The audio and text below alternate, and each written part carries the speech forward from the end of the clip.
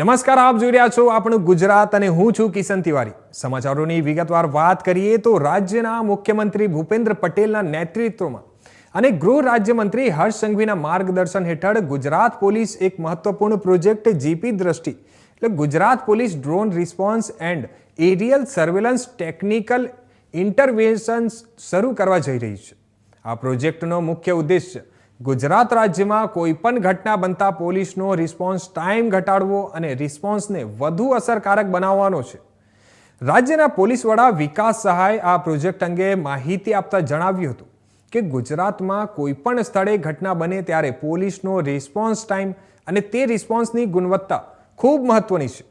આ માટે હાલ PCR વાનની વ્યવસ્થા ઉપલબ્ધ છે, પરંતુ તેને ઘટના સ્થળે પહોંચવામાં સમય લાગે છે અને આ સમય ઘટાડવા અને ત્વરિત કાર્યવાહી માટે ગુજરાત પોલીસે ડ્રોનનો ઉપયોગ કરવાનો નિર્ણય લીધો છે। આ પ્રોજેક્ટ હેઠળ પોલીસ કંટ્રોલ નંબર 100 ઉપર ઘટનાની જાણ થતાં પોલીસ કંટ્રોલ રૂમ દ્વારા PCR વાનની સાથે ડ્રોન બેઝ સ્ટેશનને પણ સૂચનાઓ આપવામાં આવશે અને પરિણામે PCR વાનની સાથે ડ્રોન પણ ઘટના સ્થળે તાત્કાલિક રવાના થશે। પાયલોટ પ્રોજેક્ટ તરીકે સુરત અને અમદાવાદ શહેરમાં 10 દિવસના પ્રયોગમાં જાણવા મળ્યું કે ડ્રોન PCR વાનની તુલનાએ 50%થી પણ ઓછા સમયમાં કેટલીકવાર માત્ર 2 થી 2.5 મિનિટમાં જ ઘટના સ્થળે પહોંચી જાય છે। ડ્રોન દ્વારા મેળવેલા ફૂટેજ ડ્રોન બેઝ સ્ટેશનના અધિકારીઓને રિયલ ટાઈમમાં દેખાશે, જેના આધારે ઘટનાની ગંભીરતા અને જરૂરી પોલીસ ફોર્સનું આયોજન તાત્કાલિક કરી શકાશે। આ પ્રોજેક્ટથી પરિસ્થિતિનું ત્વરિત મૂલ્યાંકન અને અસરકારક કામગીરી શક્ય બનશે। ગુજરાત રાજ્યમાં કોઈપણ જગ્યાએ કોઈ ઘટના બને તો એ પછી પોલીસની રિસ્પોન્સ ટાઈમ કેવી છે અને રિસ્પોન્સ કેવી છે એ ખૂબ મહત્ત્વપૂર્ણ બાબત છે। પોલીસનો રિસ્પોન્સ ટાઈમ એ ત્વરિત થાય એના માટે વ્યવસ્થાઓ ગોઠવવામાં આવી છે અને PCR વેન્સ આજે ઉપલબ્ધ છે, પરંતુ PCR વેન્સ જે છે એમને પણ ઘટના સ્થળ પહોંચતા એમને થોડુંક સમય લાગે છે। આ રિસ્પોન્સ ટાઈમ ગુજરાત પોલીસની ઓછી કરવા માટે અને રિસ્પોન્સ જે છે એ બધું અસરકારક અને ઇફેક્ટિવ થાય એના માટે હવે ગુજરાત પોલીસ તરફથી ડ્રોનનો ઉપયોગ કરવામાં આવી રહી છે। એક આપણે પ્રોજેક્ટ ચાલુ કરવામાં આપણે વિચારીએ છીએ।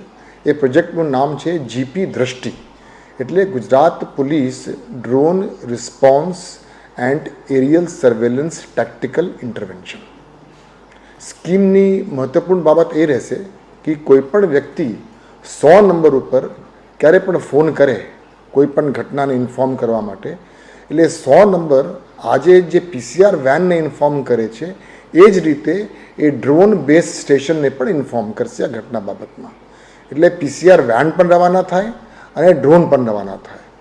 આપણે છેલ્લા 10 દિવસથી અમદાવાદ શહેર અને સુરત શહેરના અમુક વિસ્તારોમાં આ ડ્રોન કઈ રીતે ત્યાં ઘટના સ્થળે પહોંચે છે એ અંગેની પાયલટ પ્રોજેક્ટ પણ કરવામાં આવી હતી અને પાયલટ પ્રોજેક્ટ દરમિયાન આપણે જોયું હતું કે મોટા ભાગે PCR વેન્સને પહોંચતા જેટલી વાર લાગે, જેટલો સમય લાગે એનાથી 50% જેવા સમયમાં ડ્રોન ત્યાં પહોંચી જાય છે અને અમુક કિસ્સાઓમાં તો ડ્રોન ત્યાં 2-2.5 મિનિટમાં જ પહોંચી જાય છે।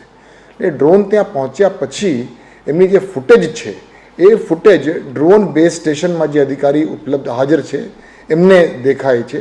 એટલે એ ફૂટેજ ઉપરથી PCR વેનને અથવા સ્થાનિક પોલીસ સ્ટેશનના જે SHO છે એમને પણ જાણ કરી શકે છે ખરેખર ઘટના કયા પ્રકારનું છે, કેટલા માણસો ત્યાં ભેગા થયા છે, કેટલી ગંભીર ઘટના છે, કેટલા માણસો પોલીસ માણસોની જરૂર પડશે, એ તુરત જ એ નિર્ણય પણ આ ડ્રોનના ફૂટેજ ઉપરથી।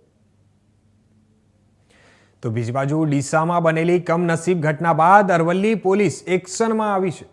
મોડાસા વિસ્તારમાં 30 થી વધુ દુકાનોમાં આ ચેકિંગ કરાયું છે અને શહેરમાં 3 વેપારીઓ સામે ગુનો નોંધાયો છે। લાયસન્સ કરતાં વધુ પ્રમાણમાં જથ્થાનો સંગ્રહ કરવામાં આવ્યો હતો અને ASP ફટાકડા સંગ્રહની જગ્યા પર ઇલેક્ટ્રિક વાયરિંગમાં સેફટીને લઈ બાંધછોડ કરવામાં આવી હતી। ASP પોલીસે તારાચંદ પિતાંબરદાસ શાહ, કેયુર શાહ અને વિવેક ધનસુખભાઈ શાહ નામના વેપારી સામે ગુનો નોંધ્યો છે। BNS કલમ 287, 288 અને કલમ 9 મુજબનો ગુનો નોંધી તપાસ હાથ ધરી છે। 2 વર્ષ અગાઉ મોડાસા પાસે એક ફટાકડાની ફેક્ટરીમાં આગ લાગવાથી 4 શ્રમિકો મોતને ભેટ્યા હતા।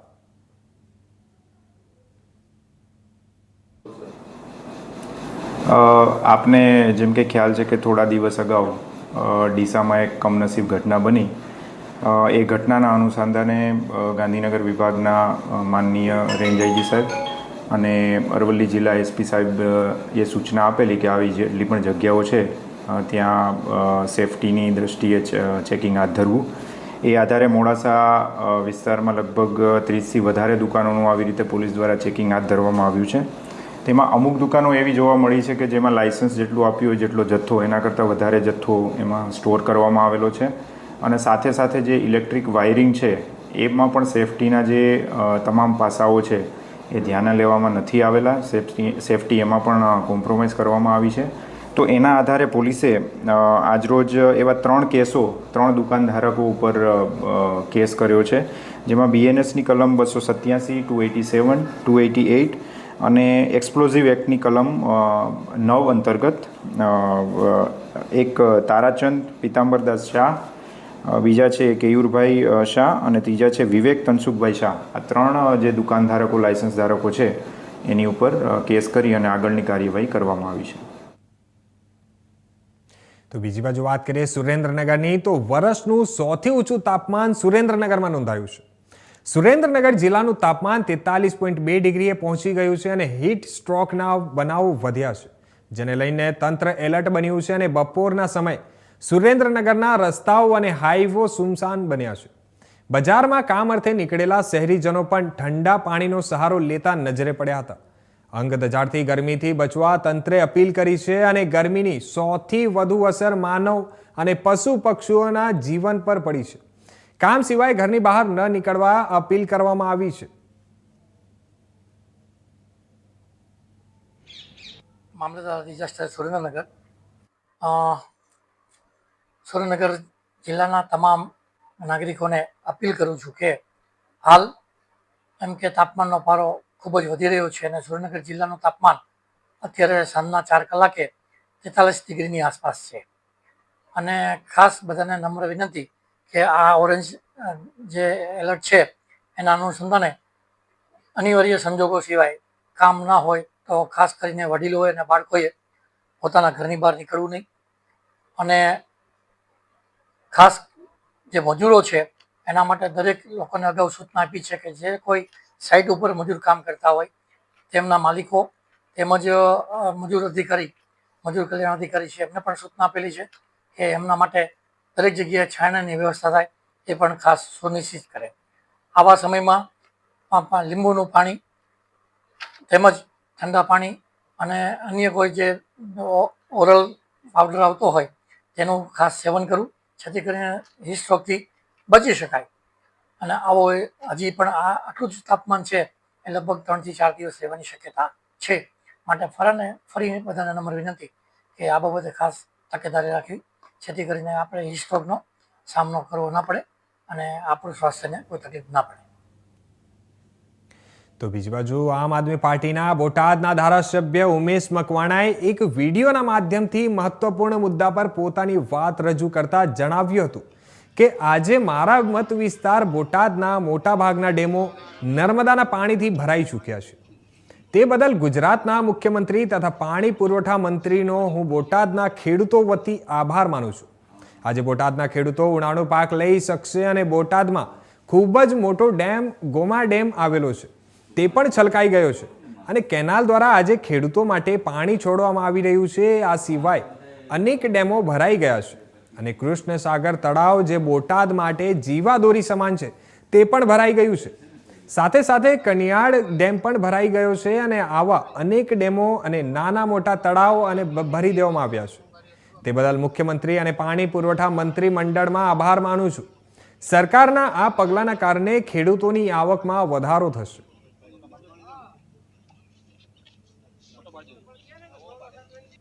આજે મારા મત વિસ્તાર બોટાદમાં મોટાભાગના ડેમો આજે નર્મદાના નીરથી ભરાઈ ચૂક્યા છે.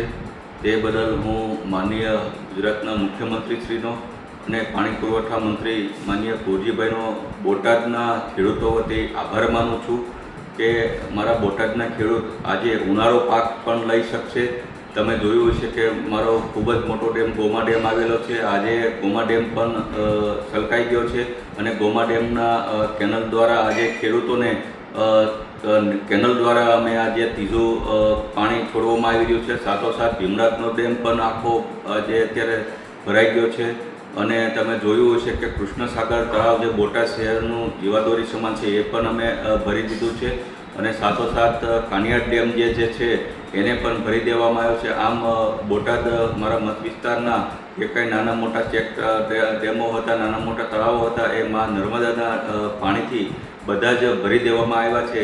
તે બદલ હું મુખ્યમંત્રીશ્રીનો અને માનનીય મંત્રીશ્રીનો કુરજીભાઈનો આભાર માનું છું કે જેથી કરીને આજે અમારા બોટાદના જે ખેડૂતો છે એ ઉનાળો પાક લઈ શકશે અને એની આવકમાં વધારો કરી શકશે. તે માટે હું ફરી વખત મુખ્યમંત્રીનો આભાર માનું. તો બીજી બાજુ વાત કરીએ વલસાડની, તો વલસાડ જિલ્લાના કપરાડા તાલુકા ખૂબ જ અંતરિયાળ અને મહારાષ્ટ્ર રાજ્યની બોર્ડર પાસે આવેલા રોહિયાળ જંગલ ગામના મોરચવાડા ફરિયાણા છૂટક મજૂરી કામ કરી જીવન નિર્વાહન કરતા ગરીબ આદિવાસી પરિવારની 3.5 વર્ષની બાળકી દીપા અનિલ પાગીને હૃદયમાં કાણા હોવાથી બીમારી હોવાથી બાળકીના જીવન પર ખૂબ જ મોટું સંકટ આવી ગયું હતું. પરંતુ આવા સમયે કેન્દ્ર સરકારના આયુષ્માન કાર્ડ હેઠળ બાળકીનું ધરમપુરની રાજચંદ્ર હોસ્પિટલમાં વિનામૂલ્યે ઓપરેશન થતાં માસૂમને નવું જીવન મળ્યું છે. પ્રાથમિક આરોગ્ય કેન્દ્રમાં વર્ષ 2021માં જન્મ બાદ RBSKની ટીમને બાળક જન્મ વિશે નોંધણી માટે જાણ કરવામાં આવી હતી. ત્યારબાદ RBSK ટીમના મેડિકલ ઓફિસર ડોક્ટર ખુશ્બુ યાદવ અને ડોક્ટર આશીષ પટેલ દ્વારા આ બાળકીની હોમ વિઝિટ કરવામાં આવી હતી અને પ્રાઇમરી મેડિકલ તપાસ દરમિયાન માલુમ પડ્યું કે બાળકીનો પ્રી ટર્મ જન્મ થયો છે અને તેનું વજન પણ સામાન્ય કરતાં થોડું ઓછું હતું. તે સમયે બાળકી સ્વસ્થ હતી અને કોઈ જ તકલીફ ન હતી. તેથી બાળકીનું વજન વધારવા માટે પોષણક્ષમ આહાર અને જરૂરી ટ્રીટમેન્ટ આપવામાં આવી હતી.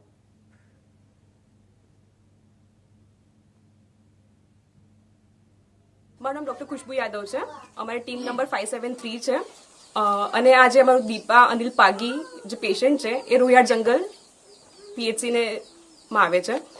દીપાને શ્વાસ લેવામાં તકલીફ, ખાંસી અને વજનમાં ઘટાડો થતો હતો. તો અમારે સ્ક્રીનિંગ વખતે અમને ખબર પડી અને અમે એની હોમ વિઝિટ કરી. તો પછી એનું અમે 2D કરાવવા માટે શ્રીમદ રાજચંદ્ર હોસ્પિટલમાં રેફર કર્યું અને ત્યાં 2D માંથી ખબર પડી કે એને કન્જનાઇટલ હાર્ટ ડિસીઝ છે. એના માટે અમે પેશન્ટના રિલેટિવ્સને એક્સપ્લેન કર્યું કે ઓપરેશન કરાવવું પડશે અને એના માટે પેશન્ટના રિલેટિવ્સ રેડી પણ થઈ ગયા. એના માટે જે ડોક્યુમેન્ટ્સ જરૂરી હતા લાઈક આયુષ્માન કાર્ડ છે, આધાર કાર્ડ છે, એ બધાનું સ્પીડી કામ થઈ ગયું અને એનું ફ્રીમાં શ્રીમદ રાજચંદ્ર હોસ્પિટલમાં ઓપરેશન થઈ ગયું વિધાઉટ એની કોમ્પ્લિકેશન. અત્યારે આજે બાળક દીપા છે એકદમ સ્વસ્થ છે અને રમે છે, એનું વજન પણ વધી ગયું છે. આવા અંતરિયાળ વિસ્તારમાં સરકારની વિવિધ યોજનાઓ લાભદાયી નીવડી રહી છે. माझे बाळक आहे ना ताव खासी सारखी चालू होती. मग आहे तर दवाखान्यात नेला. तसे मग आहे तर डॉक्टर सांगताय तुम्हाला दाखल करायला लागेल. काय हृदयाची तकलीफ आहे बाळकला. सकाळी डॉक्टरनी सांगला काय तुम्हाला हॉस्पिटलમાં न्यायला लागेल, काय ऑपरेशन करायला लागेल तुम्हाला. तर आम्हाला आहे ना तर हे आयुष्मान कार्ड नाही होता. मग ते आयुष्मान कार्ड केला मग आहे तर डॉक्टर बोलवला. मग आम्ही गेलो मंजुरी करून घर कुटुंब चलावून सरकारने आम्हाला मोफत ऑपरेशन करून दिलं. आता माझं बाळक चांगलं आहे. सरकारला आम्ही आभार मानतो. ભારતના પ્રધાનમંત્રી નરેન્દ્ર મોદીના માર્ગદર્શન હેઠળ સ્કિલ ઇન્ડિયા હેઠળ ઘણા ક્ષેત્રોનો વિકાસ શક્ય બન્યો છે. તમને જણાવી દઈએ કે હવે સ્કિલ ઇન્ડિયા હેઠળ આ પ્લેટફોર્મ દ્વારા મનોરંજન ક્ષેત્રને પ્રોત્સાહન આપવામાં આવી રહ્યું છે, જેથી ડિજિટલ કલાકારો, નર્તકો, ડિઝાઇનર્સ સહિત ઘણા લોકો લાભ મેળવી શકે અને આત્મનિર્ભર પણ બની શકે અને સર્જક અર્થતંત્રને પણ વેગ મળી રહ્યો છે. કેન્દ્ર સરકાર અને રાજ્ય સરકાર મળીને આ ક્ષેત્રને પ્રોત્સાહન આપવામાં મજબૂત રસ દાખવી રહ્યા છે. આજે Indian institute of creative skill એટલે કે IICS ગાંધીનગર કર્ણાવતી યુનિવર્સિટીના સહયોગથી ગાંધીનગર સ્થિત તેના કેમ્પસમાં ગુજરાત ક્રિએટિવ આર્ટિસ્ટ સમિટ 2025નું આયોજન કર્યું હતું.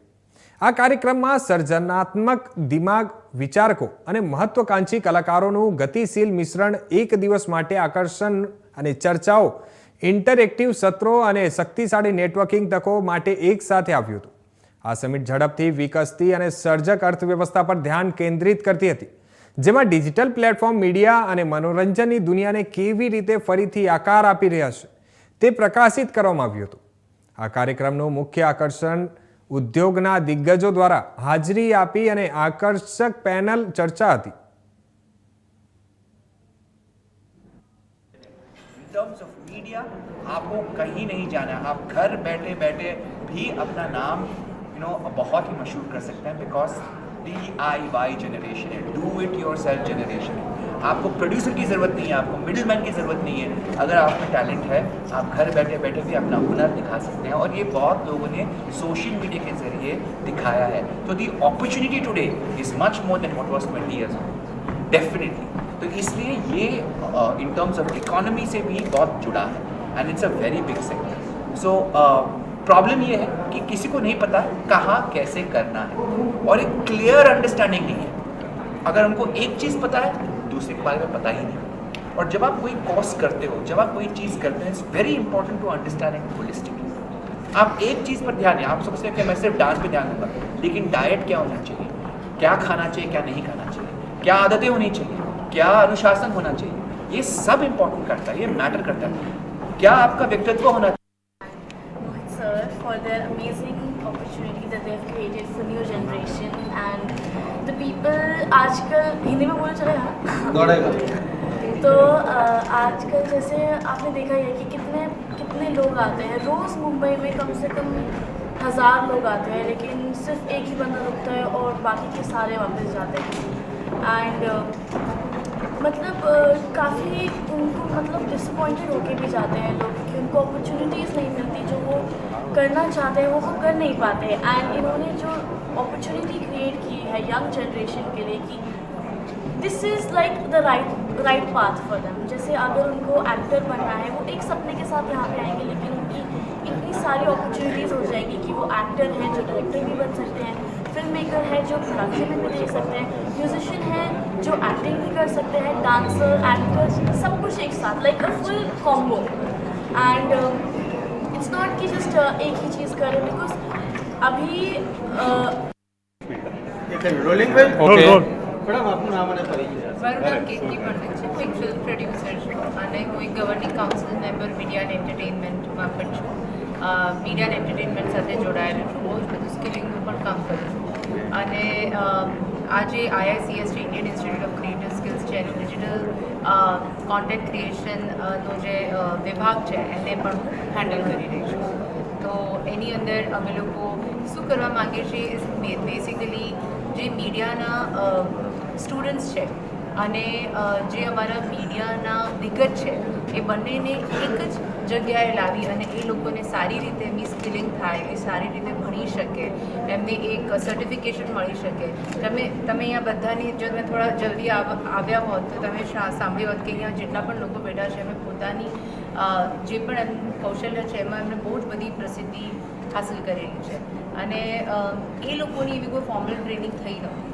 અને અમે લોકો media and entertainment skill council MESCમાં અમે એ કરવા માગીએ છીએ કે જ્યાં અમે આ બંનેને એક એવી જગ્યાએ લાવીને રાખવા માગીએ છીએ કે જ્યાં એ લોકોને ઇન્ડસ્ટ્રીથી સીધું કનેક્ટ થઈ શકે. એમની ઓપોર્ચ્યુનિટીઝ, એમને જે પણ ઓપોર્ચ્યુનિટીઝ જોઈએ છે એ જલ્દી એમને મળી શકે અને એમનું વ્યવસ્થિત રીતે ફ્રોમ સ્ટાર્ટ ટુ એન્ડ એટલે તમારું ભણવાનું લઈ અને એમને ઇન્ડસ્ટ્રીમાં કામ મળે એ બધા માટે એમને એક. તો બીજી બાજુ ડીસામાં GIDC વિસ્તારમાં આવેલી ફટાકડા ફેક્ટરીમાં બ્લાસ્ટ થવા મામલે મુખ્ય આરોપી પિતા પુત્રને પોલીસે ઘટના સ્થળે લઈને પહોંચી હતી અને સમગ્ર ઘટનાનું રિકન્સ્ટ્રક્શન આરોપીઓને સાથે રાખીને કરવામાં આવ્યું છે. 21 નિર્દોષ લોકોના જીવ ગયા બાદ સરકારે પણ આ સમગ્ર મામલાની ગંભીર નોંધ લીધી છે અને SITની પણ રચના કરી છે. ત્યારે રિમાન્ડ મળતાની સાથે જ પોલીસે આરોપીને સાથે રાખી રિકન્સ્ટ્રક્શન કરવામાં આવ્યું છે. 1 એપ્રિલના રોજ ડીસા GIDC વિસ્તારમાં આવેલી દીપક ટ્રેડર્સ નામની ગેરકાયદેસર ચાલતી ફેક્ટરીમાં ભયંકર બ્લાસ્ટ થયો હતો અને આ બ્લાસ્ટમાં મધ્યપ્રદેશના 21 જેટલા નિર્દોષ મજૂરોના મોત થયા હતા. જે બાદ ગતરોજ ડીસા કોર્ટમાં મુખ્ય આરોપી પિતા પુત્રને રજૂ કરી પોલીસે 10 દિવસના રિમાન્ડ માંગ્યા હતા. ત્યારે ડીસા કોર્ટે આરોપીઓના 8 દિવસના રિમાન્ડ મંજૂર કર્યા છે. ત્યારે આજે શુક્રવારે એલસીબી પીઆઈ, તાલુકા પીઆઈ સહિત પોલીસ કાફલો મુખ્ય આરોપી અને ફેક્ટરીના માલિક પિતા પુત્ર દીપક અને ખૂબચંદ મોહનલાલને લઈ ઘટના સ્થળે લઈને પહોંચી હતી અને જ્યાં સમગ્ર ઘટના અંગે રિકન્સ્ટ્રક્શન કરવામાં આવ્યું હતું. જેમાં ફેક્ટરીના માલિક પિતા પુત્રને ઘટના સ્થળે સાથે રાખી સમગ્ર ઘટના કઈ રીતે બની હતી તેમજ ઘટના પાછળના કારણો કયા જવાબદાર છે તે તમામ પાસાઓ ઉપર ઝીણવટભરી તપાસ પોલીસે હાથ ધરી છે. સાથે જ સીસીટીવી કેમેરામાં કોઈ પ્રકારના ચેડા થયા છે કે નહીં, કોઈ ફૂટેજ ડિલીટ થયા છે કે નહીં, તે તમામ ગંભીર કારણો જાણવાના પણ પ્રયાસો પોલીસ હાલ કરી રહી છે. મંજૂરી વિના ગેરકાયદેસર આ ફેક્ટરી કેવી રીતે ચલાવવામાં આવતી હતી અને માલ આપનારા તેમજ સાથે અન્ય કેટલા લોકો સંકળાયેલા છે તે દિશામાં પણ પોલીસ તપાસ કરવાની છે. જેમાં સરકાર દ્વારા પણ એસઆઈટીની રચના કરીને સમગ્ર ઘટનામાં જવાબદાર લોકોને છૂટી ન જાય તે માટે તપાસ કરવામાં આવી રહી છે.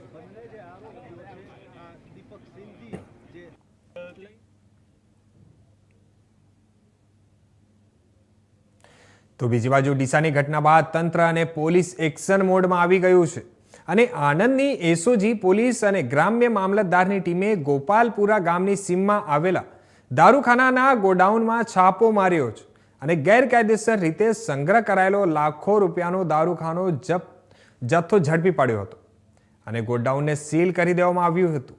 મહત્વની વાત એ છે કે ગોડાઉનમાં દારૂખાનું સંગ્રહ કરવાનો પરવાનગી મુદ્દત ગત 31મી માર્ચ રોજ સમાપ્ત થઈ ગઈ છે. તેમ છતાં ગોડાઉનમાં ક્ષમતા કરતાં મોટી માત્રામાં દારૂખાનાનો જથ્થો સંગ્રહ કરવામાં આવ્યો હતો, જેથી હાલમાં ગોડાઉનને સીલ મારી કાયદેસરની કાર્યવાહી કરી હતી.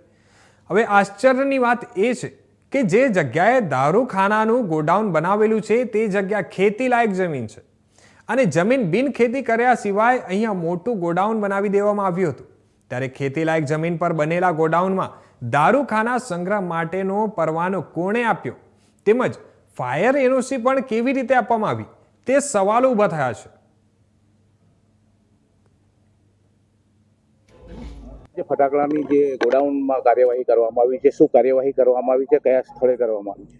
માન્ય કલેક્ટર સાહેબને અને પ્રાંત સાહેબની સૂચના અનુસાર આજે પોલીસ વિભાગ અને રેવન્યુ વિભાગ તરફથી તમામ જગ્યાએના આવા પરવાનેદારોની ચકાસણી હાથ ધરવામાં આવેલી હતી. એ પૈકી આજે મોગર ગોપાલપુરા પાસેના સર્વે નંબર 595 પૈકી 98 પૈકીના સર્વે નંબરની આવેલા ગોડાઉનની અંદર મોટા પ્રમાણમાં ફટાકડાનો જથ્થો મળી આવેલો છે.